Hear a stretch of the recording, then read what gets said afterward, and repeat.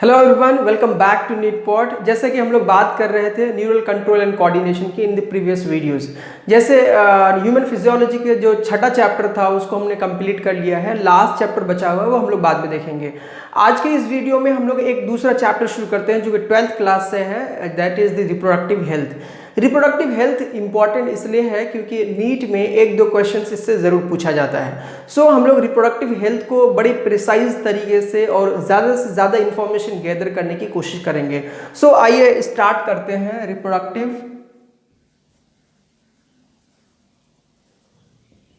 Health के बारे में, या जिसे जनन स्वास्थ्य भी बोला जाता है।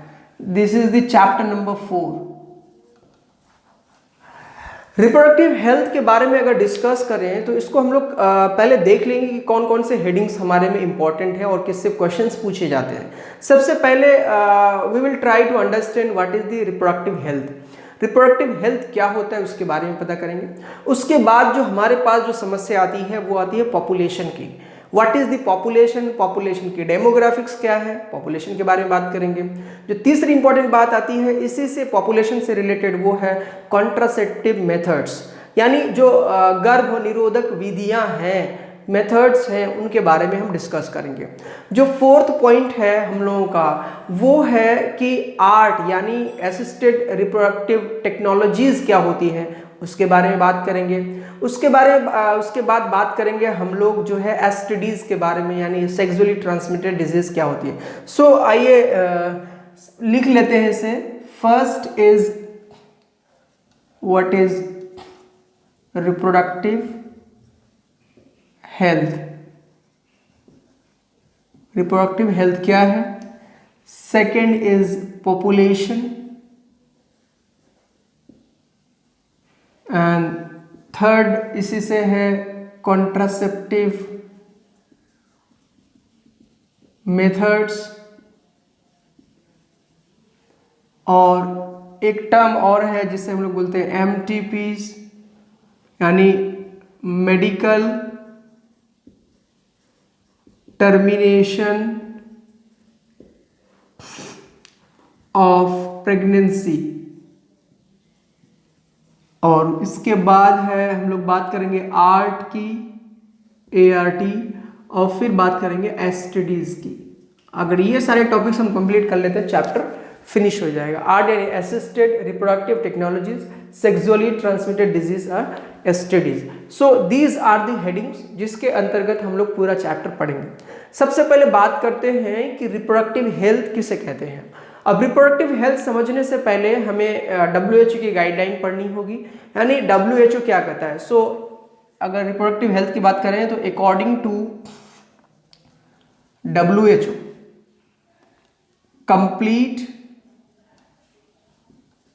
Complete state of physical, mental, social and behavioural जो वेलबींग है, वेलबींग उसे कहते हैं। यानी reproductive health is a complete state of physical, mental, social and behavioural wellbeing. इसका कहने का मतलब यह है कि कोई व्यक्ति तब रिप्रोडक्टिवली हेल्दी है जबकि वो फिजिकली फिट है, मेंटली फिट है, सोशली फिट है, या उसके बिहेवियर में चिड़चिड़ापन नहीं है, उस तरह से भी फिट है, तब उसे रिप्रोडक्टिवली हेल्दी बोला जाएगा। It's very important. अब हम लोग बात करते हैं कि जब रिप्रोडक्टिव हेल्थ हम लोग पढ़ते हैं तो हमारे पास दो इंपॉर्टेंट पॉइंट आते हैं। एक को बोलते हैं, यानी एक जो प्रॉब्लम्स होती हैं, और दूसरे उस प्रॉब्लम्स को सॉर्ट आउट करने के लिए हमारे पास क्या स्ट्रैटेजीज या नीतियां हैं। So first we will discuss about the problems या जो समस्याएं हैं। प्रॉब्लम्स की अगर बात करें तो लोगों में रिप्रोडक्टिव हेल्थ के इश्यूज क्यों आते हैं। सबसे इंपॉर्टेंट बात कि इसमें जो लैक ऑफ अवेयरनेस, यानी लोग जो हैं वो रिप्रोडक्टिव हेल्थ के बारे में अवेयर नहीं है। दूसरी इंपॉर्टेंट बात अगर हम लोग करें तो जो पॉपुलेशन एक्सप्लोजन है, पॉपुलेशन एक्सप्लोजन वो इंपॉर्टेंट है।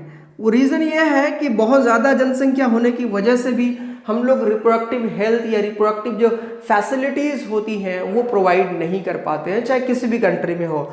सो lack of awareness, population explosion, और उसके अलावा अगर हम लोग बात करें तो एसटीडीज़ की बात करते हैं, यानी जो सेक्सुअली ट्रांसमिटेड डिजीज़ है, दीज आर दी प्रॉब्लम्स। इसके अलावा अगर हम लोग बात करें तो इसमें आता है illegal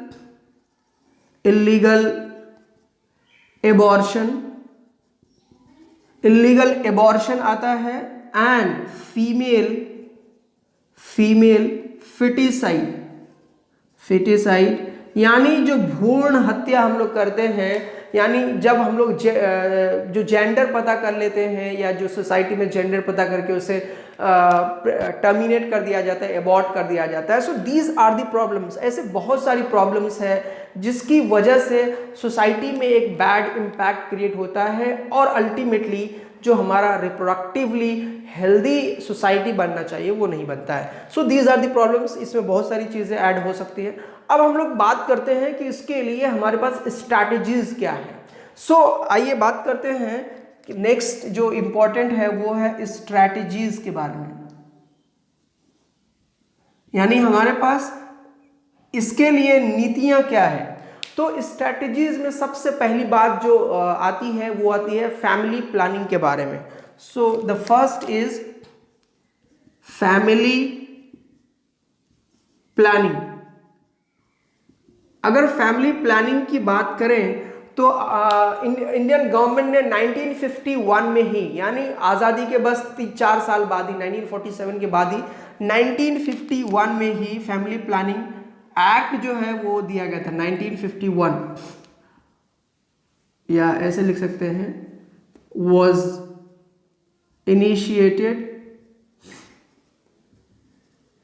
was initiated in 1951 by Indian government. ये इंडियन गवर्नमेंट के द्वारा 1951 में ही स्टार्ट कर लिया गया था, जो कि बहुत ही अच्छी पहल थी।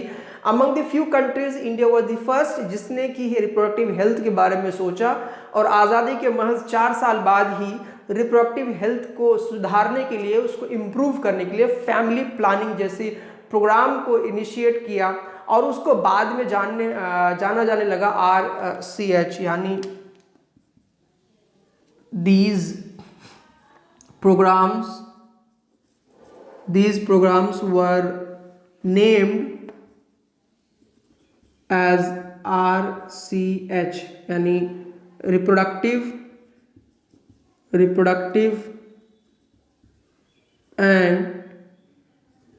reproductive and child health care. इसके हिसाब से फिर आगे बहुत सारे योजनाओं का जो है वो योजनाओं को प्रस्तावित किया गया, बहुत सारे रूल्स इम्प्लीमेंटेशन में, बहुत सारे अवेयरनेस प्रोग्राम्स को जनरेट किया गया। उन्हीं में से अगर हम लोग फैमिली प्लानिंग की बात करें तो this was the first strategy in India. और दूसरी इंपॉर्टेंट बात आती है, जब हम लोग फैमिली प्लानिंग की बात करते हैं तो उसके बाद जो नेक्स्ट स्ट्रैटेजी है वो है क्रिएट अवेयरनेस। यानी क्रिएट अवेयरनेस का मतलब यह है कि about the reproductive health, create awareness about reproductive health. इसके बारे में बहुत सारे जो अवेयरनेस है वो क्रिएट करने की ज़रूरत है, या कई बहुत हद तक क्रिएट भी की गई है। इसमें जो अवेयरनेस में इम्पॉर्टेंट बातें आती है वो ये है कि हाँ, हम लोग जो है लोगों को एजुकेट करें। So educate the people about reproductive health. इसके अलावा जो प्रचार प्रसार है, गवर्नमेंट के पॉलिसीज़ हैं, लाइक हम दो हमारे दो वाले स्लोगन्स को एडवर्टीज़ किया जाए, या डिफरेंट टाइप्स के मीडिया, प्रिंट मीडिया हो, विजुअल मीडिया, उसके द्वारा जो है उसे प्रचार किया जाए। सो advertise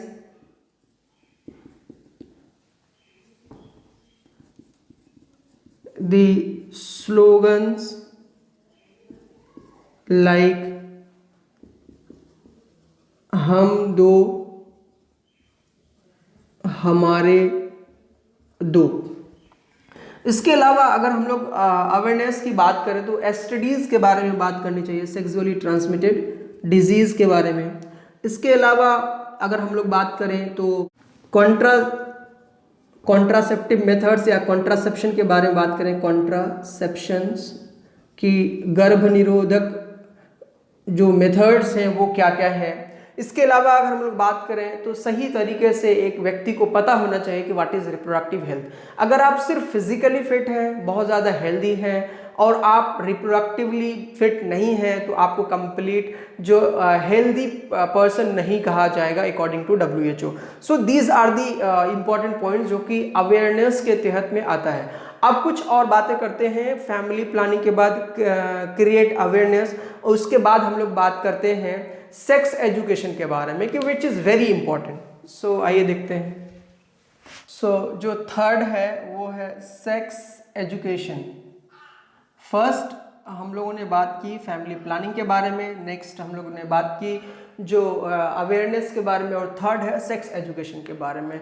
nowadays the government should introduce the sex education in the school, यानी हमारे स्कूल के कोर्सेज में ही सेक्स एजुकेशन के बारे में होना चाहिए। रीज़न क्या होता है कि जनरली हमारे साथ भी तो ऐसे ही हुआ था। 9th-10th के आप क्लासेस में जब होते हैं तो टीचर जब बायोलॉजी पढ़ाते हैं और जब रिप्रोडक्शन का चैप्टर आता है तो दे स्किप, वो जनरली स्किप कर जाते हैं, उस दिन क्लास नहीं होती है, खुद से पढ़ लेना। जब इस तरह की धारणाएं टीचर्स के दिमाग में बनी होती है तो वो स्टूडेंट्स तक सही चीज़ों को कैसे पास ऑन करेंगे। तो वेरी इंपॉर्टेंट कि आप सेक्स एजुकेशन के बारे में बात करें, सेक्स के बारे में बात करें। इससे क्या होगा कि जो परसिवेंट हैं, जो कि स्टूडेंट्स हैं, उनको सही और गलत चीज़ों का पता लग पाएगा। होता है क्या है, नॉर्मली जब हम लोग किताबें पढ़ते हैं बहुत चीज़ बुक से समझ में नहीं आती है, वो एक टीचर जब बताता है तभी हमें समझ में आती है। सो सेक्स एजुकेशन जो है should be introduced in the courses, ये कोर्सेज में इंट्रोड्यूस होनी चाहिए। दूसरी बात ये है कि जितने राइट इंफॉर्मेशन प्रोवाइड कीजिए, सो प्रोवाइड राइट इंफॉर्मेशन।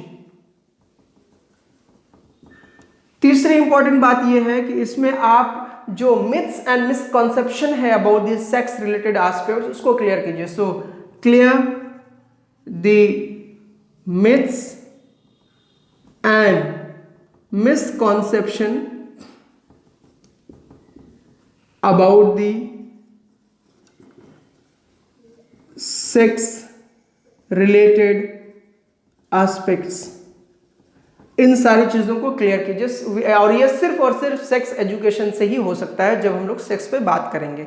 यहाँ तो सिर्फ एक शब्द सेक्स का नाम आते ही लोग जो है ना अपना चेहरा फेर लेते हैं कि what kind of people you are, मतलब हमारे सोसाइटी में ये माना जाता है, जो कि बहुत ही एक बुरा है। This is like a organ man, you should be very careful, you should talk about the sex education, otherwise चीज़ें नहीं पास ऑन हो सकती है। So this is the third point, sex education. उसके बाद हम लोग बात करते हैं जो हमारा फोर्थ पॉइंट है वो है birth control devices and care of mother and child. देखिए ये बहुत इंपॉर्टेंट है कि बहुत सारे जो कपल्स हैं, इवन फर्टाइल कपल्स हैं, they do not know about the medical devices which are available to protect the birth control. So fertile, especially fertile couples should know the birth control devices. बहुत सारी devices हैं, वो आपको पता होना चाहिए। इसके अलावा अगर हम लोग बात करें तो मदर एंड चाइल्ड का जो केयर है दैट इज़ वेरी इंपॉर्टेंट, यानी जिसे हम लोग बोलते हैं प्री नेटल यानी बर्थ से पहले, उसके बाद बात करते हैं फिर नेटल यानी बर्थ के दौरान, एंड पोस्ट नेटल जो केयर है वो बहुत ज़रूरी है, ये बहुत इम्पॉर्टेंट है। इसके बाद हम लोग बात करते हैं जो फोर्थ यानी फिफ्थ पॉइंट है, वो है knowledge about the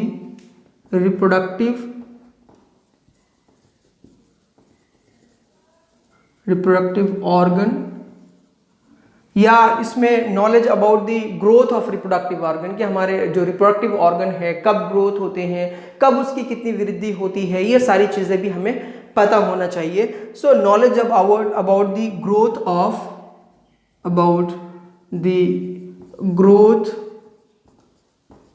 reproductive organ, ये बहुत इम्पॉर्टेंट है, क्योंकि बहुत दफ़ा हमें पता नहीं चल पाता है, सही इन्फॉर्मेशन नहीं होती है, और उसकी वजह से हमारे जो लाइफ में है वो इल इफेक्ट दिखने लगते हैं। आई टेल यू हाउ, जैसे मान लीजिए अगर हमें या एक नॉर्मल इंसान को जो कि कपल है, if they do not know the menstrual cycle, या दे वांट वो चाहते हैं कि वो फैमिली प्लानिंग के द्वारा चले, लेकिन उसको नॉर्मल मेथड, नेचुरल मेथड्स नहीं पता है, when and how to have the sex or safe sex during the period, या यूँ कह लें कि आफ्टर पीरियड, ये सारे कब इंफॉर्मेशन नहीं है अगर किसी एक को, तो वो सही दिशा में वो प्लान नहीं कर सकता है, और फिर उससे बैड इफेक्ट पड़ता है, चाहे दोनों ही कपल में, यानी मेल हो या फीमेल हो, दोनों ही केस में ये चीज़ें बहुत ही इंपॉर्टेंट है। सो इसमें जो पहला आएगा अबाउट रिप्रोडक्टिव ऑर्गन के बारे में, कि कैसा फंक्शन करता है, क्या इम्पोर्टेंस है। दूसरी इम्पोर्टेंट बात है एडोलेसेंस के बारे में बात करें। एडोलेसेंस यानी जिसको हम लोग किशोरा अवस्था कहते हैं। वी नो कि एडोलेसेंस जो होता है, बहुत अभी किशोरा अवस्था में या छोटी उम्र में जो बच्चे होते हैं, स्पेशली जो एडोलेसेंस के एज में होते हैं, 9 to 12 ईयर्स के बाद जो होता है, ये ऐसा पीरियड होता है कि इसमें बहुत सारी मिसकंसेप्शन होती है, और वो नहीं जानते हैं कि इस अवस्था में क्या होता है। सो एडोलेसेंस के बारे में भी हमें बात करनी चाहिए। इसके अलावा जितने भी चीज़ें होती है कि एसटीडीज़ के बारे में भी इसमें आपको पता होना चाहिए कि सेक्सुअली ट्रांसमिटेड डिजीज़ क्या होती है।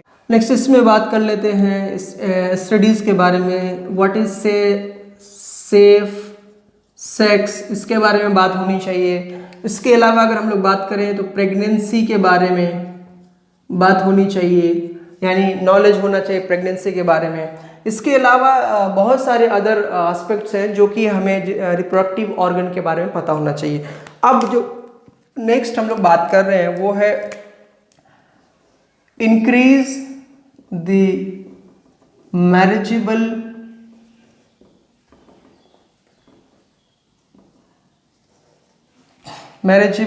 एक्ट या मैरिजेबल एज।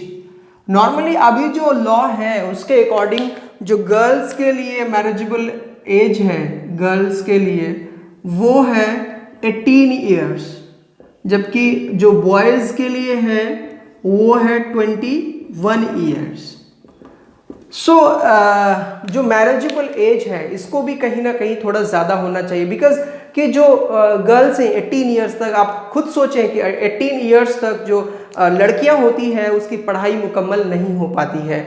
इसी तरीके से चाहे बॉयज़ में भी हो तो उसमें भी बहुत सारा इशू रहता है, इसीलिए that should also be increased. So these were the strategies about the problems, कि हम कैसे प्रॉब्लम्स को सॉर्ट आउट करें। हेल्थ जो रिप्रोडक्टिवली हेल्दी सोसाइटी अगर हमें चाहिए। So in the next video will talk about the population. If you like my videos, please subscribe the channel, share the video as much as you